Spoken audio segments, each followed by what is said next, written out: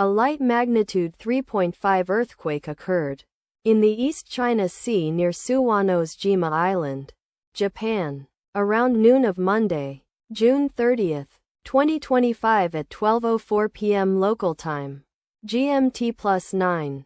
The quake had a very shallow depth of 12.2 kilometers, 8 miles, and was not felt, or at least not reported so.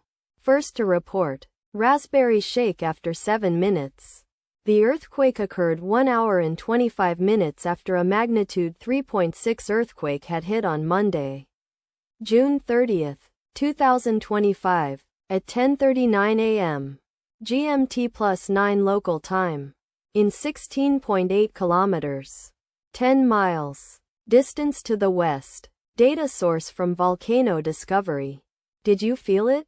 Let us pray. May the earthquake that occurred not affect our brothers and sisters there. May the earthquake not happen again. And may God protect everyone. Amen.